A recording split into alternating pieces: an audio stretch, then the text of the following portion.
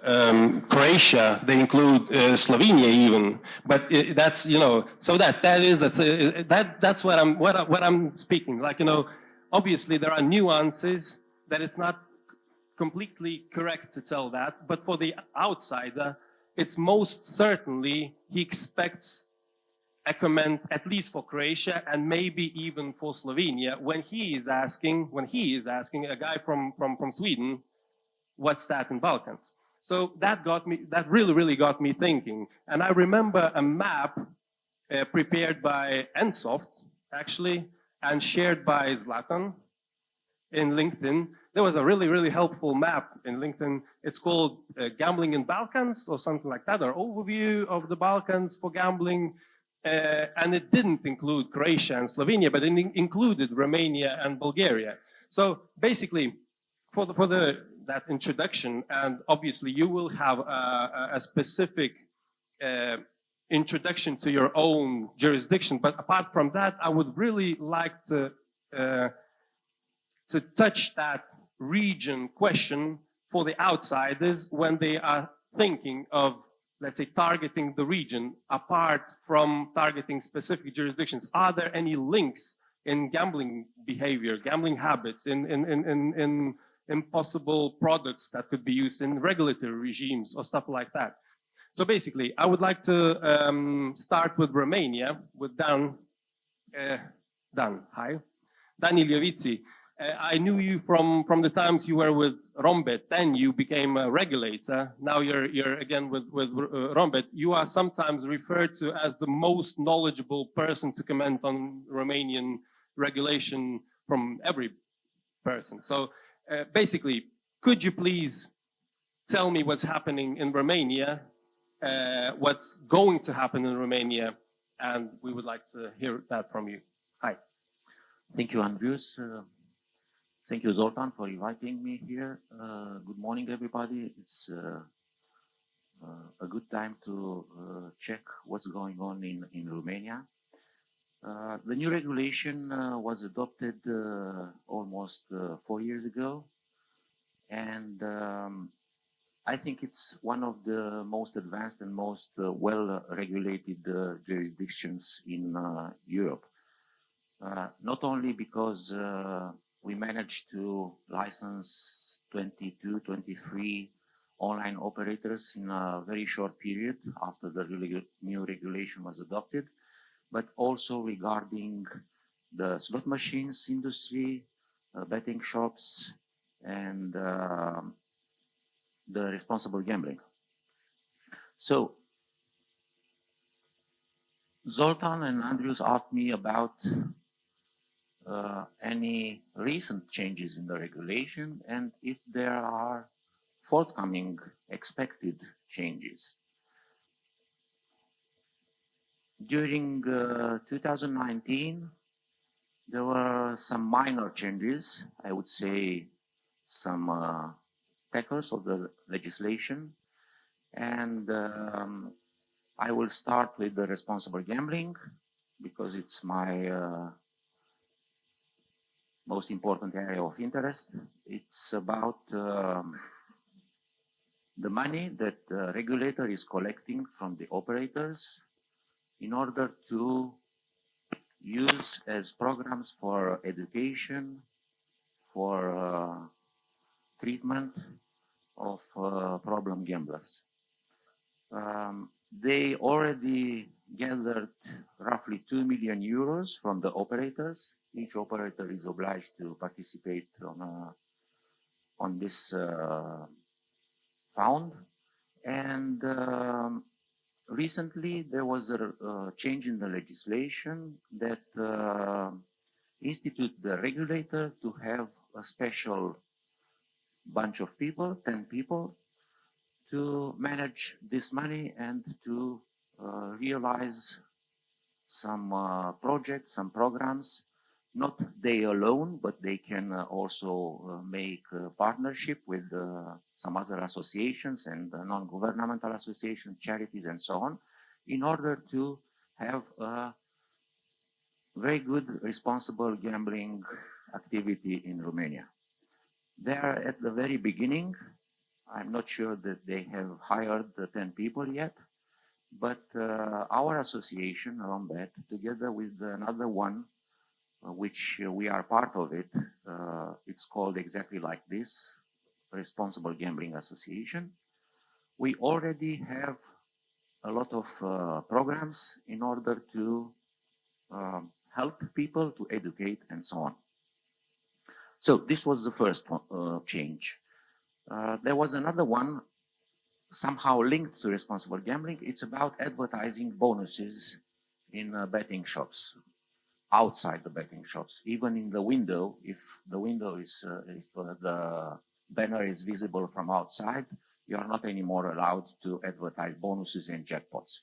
This is also a good measure, and as I know, the authority, the gambling authority in Romania is preparing another measures in order to limit the exposure of young people, of at-risk people to advertisement in gambling. Some other changes are expected also on the side of technical requirements for slot machines and for the centralized data system for the slots. So in Romania, each operator, each slot machine operator has to have a centralized system linked where every slot machine is linked, and the regulator has access to this system to have a real-time reporting on what's going on with the slot machines. These technical requirements were discussed with the operators this year, earlier this year. Now they are notified at the EU, and probably in November we will have an ordinance from the National Gambling Office which will enforce these technical requirements. They are also working on technical requirement, not on technical requirements, sorry, on AML norms, anti-money laundering. With the new law adopted recently in Romania, the National Gambling Office has a lot of attributes. They have to issue some, let's say, a secondary legislation, especially for the gambling sector. So we are working with the regulator, and hopefully till the end of November we will have them adopted, and then the operators will have some other 60 days in order to implement these regulations. And finally, it's about GDPR, data protection. The legislation was adopted, and 5 of the most important associations in Romania gathered together and issued a code of conduct for the gambling industry, which is very helpful both for the industry, because you know, some of you, the legislation for GDPR, it's almost impossible to read, not to say to implement. And this code of conduct is a very practical instrument, very useful for the operators and also useful for the authority, for the data protection authority. They will have an instrument based on which, in a very unitary system, they will have the possibility to check, to control, and to use this instrument for the gambling industry. So if you have any more questions, please don't be shy. Ask me here or after the panel during the breaks. Thank you very much. I will ask here. I have several. No, please. Okay, so basically you were referring to responsible gaming as one of your main interests right now. So is that a part of a global trend, which is actually a global trend? Or is it somehow related to the fact that Romania was a booming jurisdiction a few years ago when you introduced the new regulatory regime? It was really attractive. You did a good job there. So is that connected to the booming jurisdiction and it became a big problem, let's say problem gambling, or it's just a part of a global trend? We have some statistics a few years ago regarding the incidence of problem gambling, how many people are gambling, and I have to say that Romania is at the lower media in Europe regarding the incidence of problem gamblers and addiction. So it is not a big problem in Romania, this issue, but it's a global trend. And most of you, I think, are familiar with what's going on with the advertising on gambling around Europe and how, starting with Italy, which is the worst example, and going up to Sweden, Spain is now working on some more regulation on advertising. UK, everything is almost it's not a week without any news from UK regarding some problems. And I think that it's also an issue for the general public, because gambling is not the most loved industry in the world. And even if something small is happening here, the mass media is focusing and it's inflating the problem to the sky. So we have to be very careful and we have to be very active, not only the regulator, but also the industry. As I mentioned, we are having a good program of responsible gambling, so we have to be proactive and not to wait that the regulator would tighten the legislation in order to have less problem gamblers or less addicted people. Okay, thanks a lot. And one last question. Basically, in Romania, the office, the regulator, is a bit of a, in terms of the officials in the regulator, it's a bit of a prompt to changes connected to political changes in the country. So yeah, it's not the most stable regulator in that kind of a sense. But is that this, can Romanian regulation be considered as stable? Or is it somehow related to political changes and stuff like that? What's your views on that? Having the good legislation adopted 4 years ago and having a continuity in the activity of the regulator, regardless of who is the head of the regulator, and we were lucky that the former president and then myself and after me was, it's now another person, the chief of regulator. They are all professionals from within the industry. So this is, I think, the biggest advantage, because I know many European countries which have the regulator within the Ministry of Finance.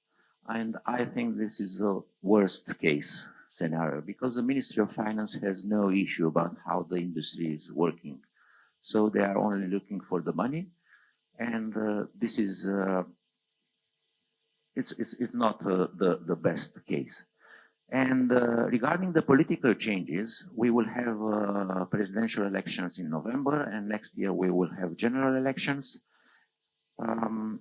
For sure, there are politicians, as everywhere, which are very eager to attract the attention, the immediate attention of the general public, of the voters, and the gambling is one of their, let's say, horse to beat on this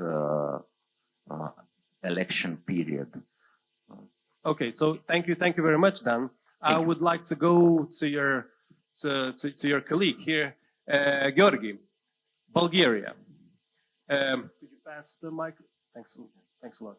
Good morning. Hi. So basically, in terms of Bulgarian regulation, you're actually you're representing a market player. So it's really good.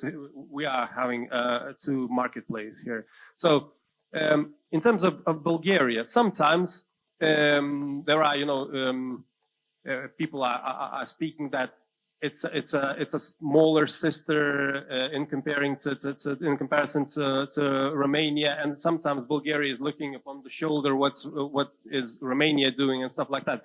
What's the regulation there? Is it stable? Are there any changes or future changes in this respect? And how do you see that in comparison to, let's say, to Romania? Romania did the job and tried to be very, very attractive to the foreign operators to attract business to Romania. However, Bulgaria is not doing that kind of effort as a neighboring country. What's your take on that? Well, Bulgarian legislation was adopted in the new law 6 years ago, and so far it's been doing well. The market is indeed smaller than the one in Romania. We have only about 12 operators, something like this. However, the current regulation has managed to cover. It's not that complicated comparing to the Romanian one, but it's very effective in terms of not overcomplicating the system as something you can see in other jurisdictions outside the Balkans. And for the market itself, it's what it is. It does its purpose.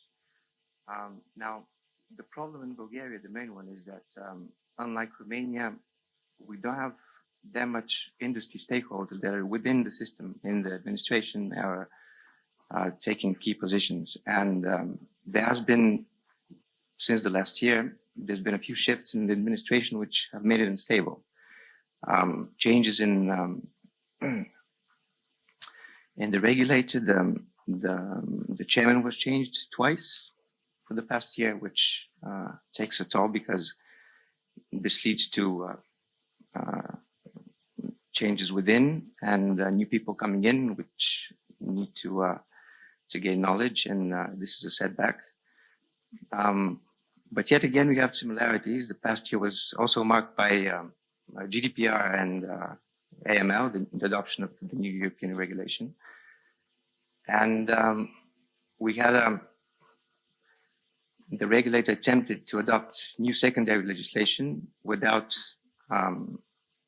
consulting the industry, which led to a failure. There were a few meetings and finally the legislation was not adopted, but new ideas came up. And we hope that all these discussions would actually come to something fruitful at the end, and the changes that they plan to adopt now will be useful. The new chairman is that was appointed was actually a part of the team at the NRA, National Revenue Agency, one of the directors. So one of the things we expect now is a change in probably in taxation. We don't know yet. The political season will show because there's elections coming up this fall, and we'll see what the reaction will be. Okay, so what's your take? Let's say Bulgaria, is it an attractive jurisdiction for non-locals, for non-local operators to enter? The interesting thing here is that Bulgaria has been a popular hub for gaming companies, not only for companies that wish to operate. I mean, the market size is smaller, but for companies that wish to incorporate a local company and work. Can you? Yeah. And work from Bulgaria. So, in these terms, it is indeed a jurisdiction which supports foreign operators, and it provides a good opportunity for work within. Okay, thank you very much. Let's move to Czech Republic. Obviously, you're a bit outside of the region. You're a Western brother. Yeah. So, sorry. Republic is eastern from Balkans. Yeah, okay. It's important to be politically correct when speaking of the Balkans. Yeah. Okay. So, Czech Republic. Yeah. Right. Okay.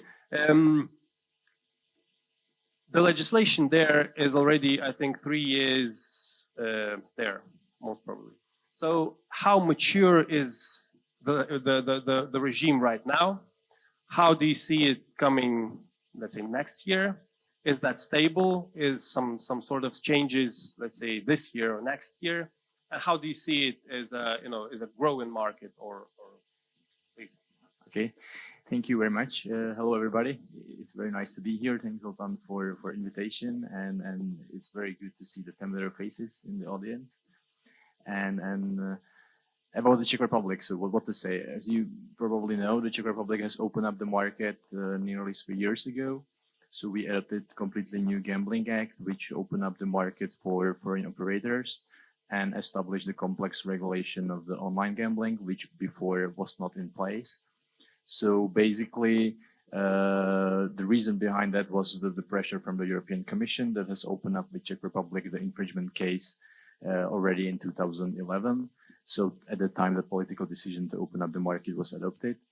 And since the market has opened, any foreign operator established anywhere within the European Economic Area can apply for a license and get to be granted a license in the Czech Republic under, on a paper, looking very good condition, I would say, because there are not real obstacle in the regulation written.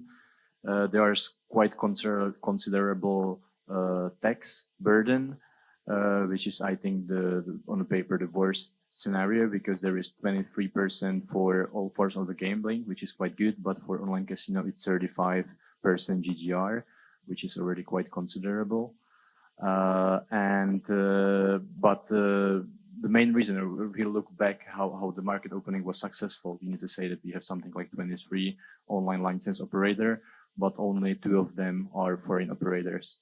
It's PokerStars that's holding the license for online poker and sport betting, and Lotto8, which hold the license for online lottery, but they do not operate yet. So from this perspective, from the point of view of the regulator, the opening of the market was successful because on the paper they open up the market, but in reality, it's not really open for foreign operators. And the main reason behind that is the regulation of AML, which was mentioned here as well. The Czech Republic was the first country in Europe that adopted the 4th anti-money laundering directive, and in not very good way, because we established the condition if the player of the gambling want to open up the account with the gambling operator, they need to go to the physical store and they need to identify themselves in the physical store. So that's basically the biggest reason which deter the foreign operators from entering the market. But on the horizon, we can see that there are some changes, because currently there is a debated the implementation of the 5th anti-money laundering directive, and the initial proposal that went from the body that is responsible for AML regulation and the Ministry of Finance, they get rid of these conditions.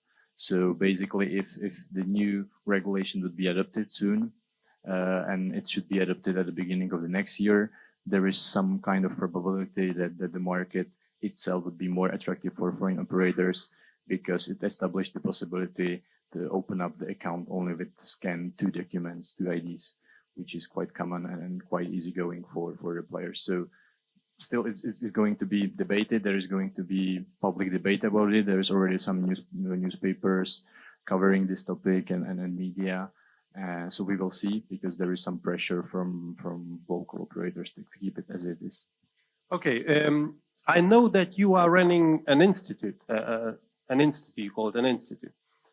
Basically, you have practically all the market players in your institute. It's a sort of an association, a sort of a power to lobby the interests of the market players. So I'm interested in how come you managed to get all the industry under one umbrella. That's very, very strange for me. That's really, really good. And the other thing is, how powerful is the voice of the industry in terms of trying to change something in the regulations? For instance, the AML, the stuff that you have, which was a bit crazy with those post offices, and you have So was that you who influenced that change?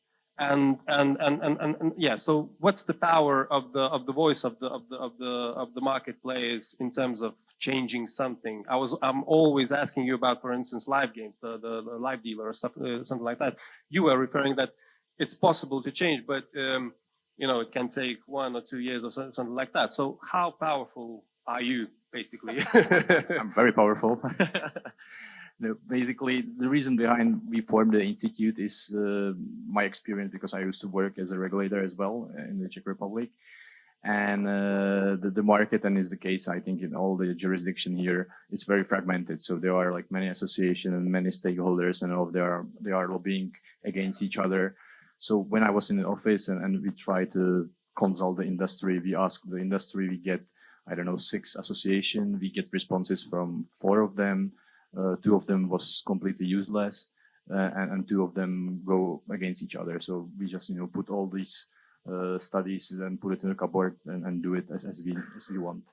So from this experience, I know that there are some like common interests of the industry, like they want to have like stable regulation, they want to be consulted, and they want to know in advance what's happening, and they want to be heard. And that's why we try to form it together. So we make some umbrella association called Institute for Gambling Regulation to be the partner for all the public stakeholders which are involved in the gambling regulation. And we formed it in last November. There was the initial meeting, and currently we have 35 members, which is basically the whole Czech industry. We have we have there the operators, we have their suppliers, we have test labs, and they are divided in sections. So it's good that they can still like lobby for each interest of the particular of each section. But if there are some like common interest, they can do it together. So this platform already shown to be very useful tool, because currently in Czech Parliament is debating the tax increase for gambling operators. So one good reason, one good question, so one good news for foreign operators is maybe the possible of get rid of AML identification. But on the other hand, currently and tomorrow there is a second hearing or second reading in Parliament about the tax hike and about the introduction of tax on winnings of players. So in these 2 topics, and because we formed this one uniform voice, we are presented in the Parliament debate. I have spoken twice on budgetary committee in the Parliament in front of the MPs. Last week I was speaking. We organizing the seminars in the Parliament. So it really shown to be very useful tool, because if you have just one voice and if you really try to present the real data, you are not trying to influence anything by make data like less valuable or whatever. It's really it's something that could really work. Thanks a lot. Thanks a lot. So there's a guy here, Petrica. Hi once again. You're the only one I didn't know prior to this panel, but we have a common friend, your partner Christian Malia, Yes. who praised you a lot. So, Hi. So you have a vast experience in gambling in general, and you have quite vast experience in different jurisdictions. Now you're based in the UK, most probably. I'm based in Bucharest, finally back home after almost 16 years. But the company is based in Liverpool. Okay, understood. So basically, you were traveling the world for 16 years, and you're back here. So basically, you're Magellan. You're a software provider. So what markets are you in, considering this panel? Let's say Croatia, Slovenia, Romania, Bulgaria, Czech Republic.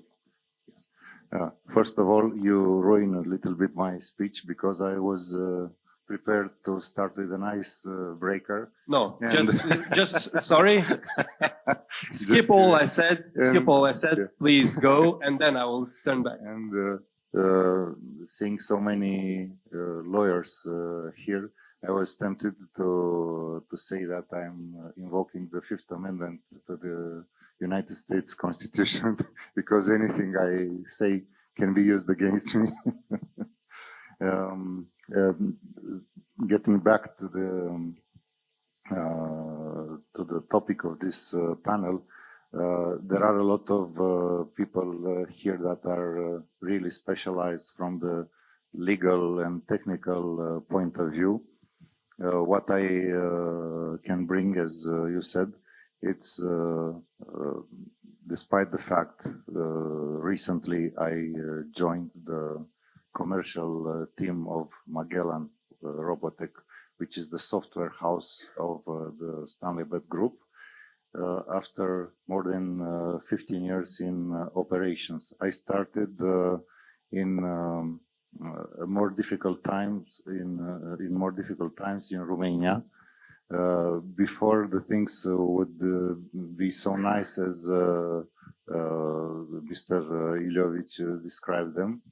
When I founded the Romanian Bookmakers Association, and it was at that time it was a real fight because the people in the system didn't come from the sector. They were, as in a lot of countries, coming from the financial system or from fiscal system, and most of the time they didn't have the right knowledge of the sector they were trying to regulate and control. Now, in the new role, I'm covering the Eastern Europe, and the first key accounts we have now are in Romania and Croatia.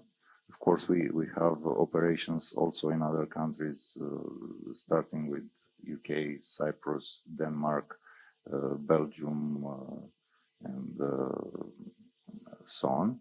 Recently, we went also to the Latin America. And what I would like to say is that there is absolutely necessary to find the right balance between the compliance and between keeping alive the sector and attractive in order to make enough money for the fiscal authorities and for the shareholders. For instance, this is becoming more and more difficult, including in Croatia, which is in the group of countries we're talking about now. Despite the fact there is a quite mature market and things are quite clear. The very high level of taxation is and the not enough measures of the authorities in order to protect the local investors are creating some problems. While the slot markets, for instance, is still profitable and it's allowing to do a decent job. Regarding the retail, for instance, the betting, there is a more and more bigger problem because the simple blockage that the authorities is trying to use for the online companies from abroad is not enough, can be easily surpassed, and paying all the taxes locally is not helping you compete with companies from abroad that are not doing it.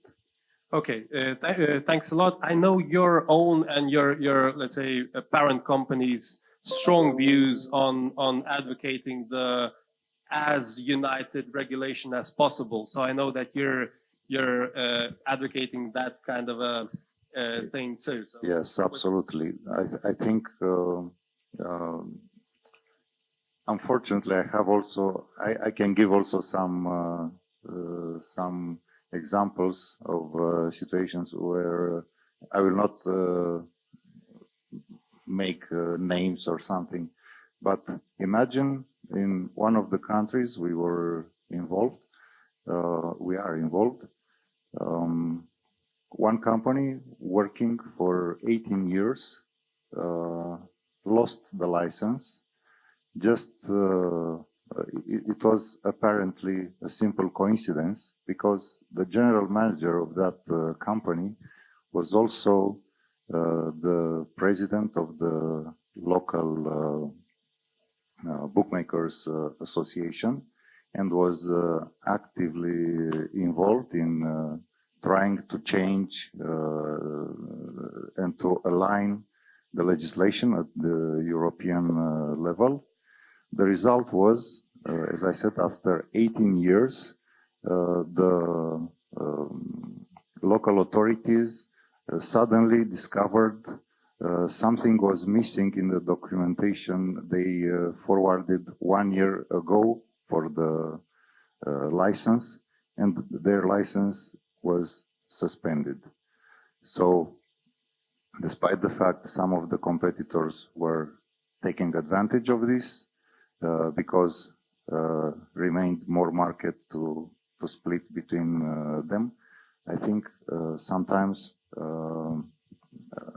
it is much more important to keep the things on the right track, to find the kind of solutions that our colleague from Czech Republic was describing, and to be united in the sense of having a very harmonization of the legislation as much as possible at European level, and the things enough clear in such a way we will not there will not be room for abuses or for this kind of situations. okay, thank you very much, and Jaka. I know you speak fast, fluent, you're from America, you're used to that. So you're representing 2 million people, right? Yeah, suburb of New York. Oh, okay. Okay, so Slovenia. What's happening there? I have this little piece of paper I was writing down things. Because I keep getting ideas from what other people are saying here. First of all, geography is a really cool thing. Because you were kind of, Please comment on that. We're putting together all sorts of jurisdictions, and it's a cool thing. But the question here is, I can read. The coolest thing is mathematical. The coolest thing here is that I can really read online about how many licenses I can get in any country. What I can't read online, and why I'm coming here to this conference, is what can I learn from other jurisdictions doing wrong or doing good. That's the whole point. Everything else is on web. So let's, when I was listening to all those things here, I was writing notes down on this piece of paper from another conference yesterday, actually.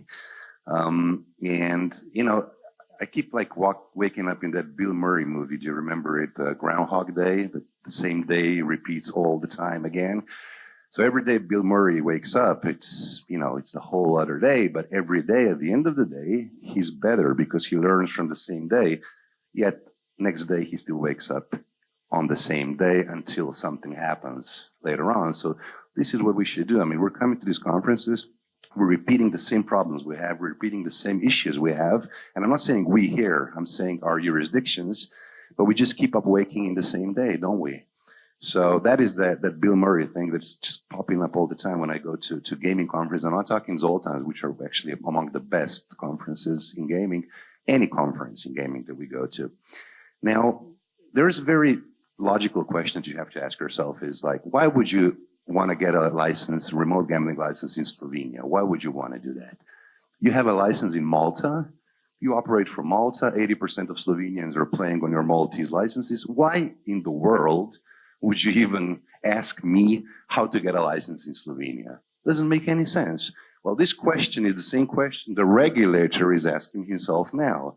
So I don't know how many clients I have among you here, but I keep getting letters from Maltese operators who get letters from Slovenian authority, which is part of Ministry of Finance, which is a very bad thing, to be honest, because Ministry of Finance only thinks about money. They don't think about business. This was a really good point you made. Anyway, so this Ministry of Finance sends financial fine letters to Maltese operators who are operating with Slovenian players, which is against our law. But is it against your law? Is that against Maltese law? Of course it's not. It's not against Maltese law, it's against Slovenian law. So these operators from Malta get fined every week, 30,000 euros, 50,000 euros, but it's on a piece of paper like this paper. How is that enforceable in Slovenia? Well, if you have a Maltese subsidiary in Slovenia or a bank account, then it's enforceable. Slovenia, just like Malta, are in Schengen. So you travel to Slovenia, you don't need any passport. They're not going to stop you at the border and say, oh, you owe us 50,000 euros, because you're just going to travel like we travel around EU. So basically, you know, as long as you said, mentioned before, there's not going to be a unified approach. People are just going to have licenses in Malta and go to conferences and talk about maybe we'll get a license in Slovenia or another jurisdiction. Maybe I'm making an extreme point, but I'm just trying to underline the importance of what you mentioned before about unification. I'll be very brief because I have two more panels, so I need to save some energy. Just two issues, because I told you you can read anything you want about Slovenia online. You don't need me here, but I can tell you two things that you should learn about that we're doing really wrong. One is we're trying to keep monopolies, state monopolies. That's sports betting monopoly. It's a political monopoly. So basically, the politicians want it to be a political monopoly. And this sports lottery, which is sports betting, it's only called sports lottery. It's a sports betting operator, is financing to certain levels sports in Slovenia, but not enough. I would give anything to be able to have an open market where licenses and taxes would be paid for sports betting, and that money would go to young people playing sports, etc., etc. So monopolies, when it comes to money going into the market for good purposes, for sports purposes. We're just playing volleyball championship in Slovenia right now, and we actually made it to quarterfinals, beating Russia yesterday, which is a big thing in Slovenia. But we're playing Poland tomorrow, where we're going to lose because they're the world champions. Anyway, those young people should get money from sports lotteries. So so don't do monopolies. And the other thing is that I wanted to mention is advertising. I mean, it goes hand in hand. You can only advertise those sites that are licensed in Slovenia, which nobody wants to play because they're monopolies, or their remote gambling licenses are attached to land-based licenses, which you know what it means.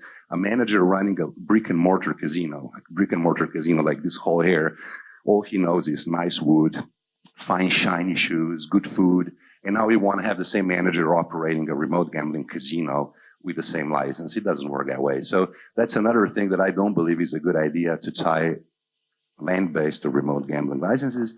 And that's about it for me, because you're going to hear more about me in the next two panels. Thank you. Okay, thanks a lot. Maybe that was from your next panel, this thing.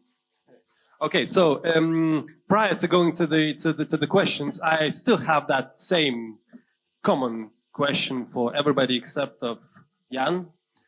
Basically, is there a region there for the outsiders, for the, let's say, the multinational companies which operate in many countries and across several continents, but not active in this particular region, to target?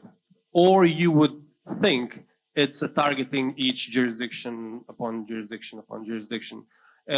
Is there, for instance, if you would like to say that, look, target, let's not call Balkans, but this whole region, would that be a good advice, or you would think that it's just separate in terms of gambling habits and the jurisdiction, the regulatory regime and stuff like that? What's your take on that?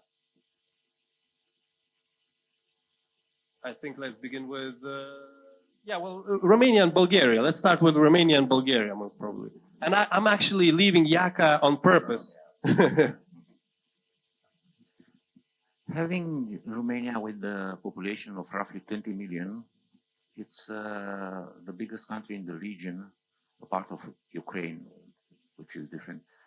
Although I heard that the new president in Ukraine is willing to promote a new legislation and to open up the market for the gambling industry, which will be a good competition.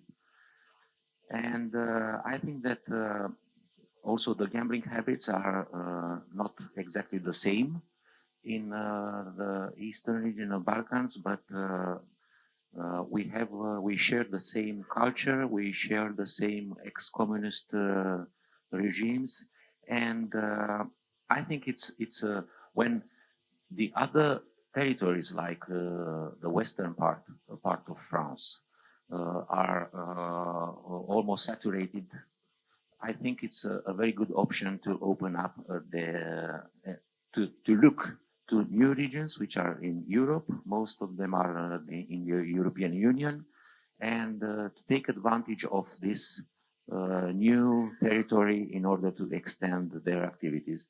We have in Romania many international big operators already active. More of them are looking at Romania, and I know they are willing to apply for a license. So things are moving in the right direction, and I think it's a good opportunity to act now. Okay, thanks a lot. Oh. Same here. I mean, we've had new operators obtaining a license in the past year, and providers too, and conditions are favorable, and there's no obstacle to obtain a license. I mean, the system has been working, so I would encourage that too. Definitely an interesting market, although twice less the size of Romania. The government has made steps to make it comfortable for foreign players and entities to incorporate. So in that respect, Bulgaria is a good combination for both, for business and for banking in general, and working as an operator and targeting players. Okay. So thank you very much, everybody. And please, questions from the general audience. I think I will go with the mic, or you have a... Oh, okay. So please, questions.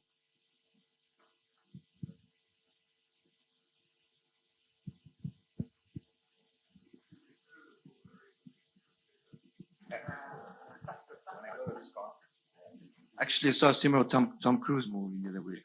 Similar concept.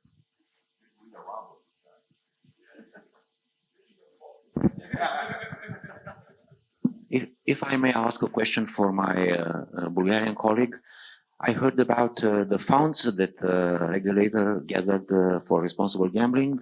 Which is the total amount, and if they are doing anything with this money since they collected? I've heard about this. Sorry, I'm asking this because now Romania is in the same case. So actually they have, as I said, 2 million euros, and let's see what they are doing with this money. So maybe we will have some experience from Bulgaria. Yeah. I don't think they're doing anything yet with that. They're still considering the subject. However, as I mentioned, we're yet to see, there's elections that are coming up, local elections, and we'd like to see the course that the regulator is going to take. Definitely, they probably go into more enforcement and trying to top that up. But I think they're also looking into commercial restrictions, and because there's a bill staying in Parliament which has been there since last year on advertising, and let's see if they adopt this. And I think they're trying to get into a direction where they want to probably invest in that respect, in making games less available to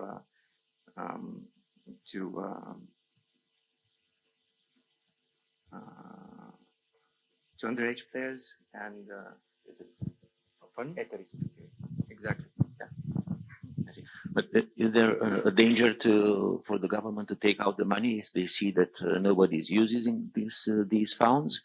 They say, hey, give us the money for the budget and let's see what's going on next year.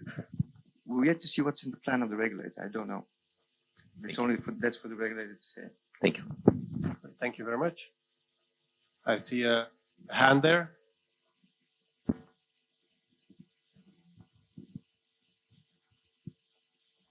Wow, this is a big room. Thank you. Should I stand? Marko Tomic, I'm from Croatia, a lawyer, so careful what you answer. I just have a general question for the panelists, or at least for those from the countries in which the market is open, since we have a same situation as Mr. Jaka said in Slovenia regarding brick and mortar operators and everything, and also those being really slow in developing in their own online casinos, which they are permitted to do. So when did this happen in Romania, Bulgaria, or Czech Republic? And what was the force behind it for the legislature actually to open the market for online operators without being physically present in the country?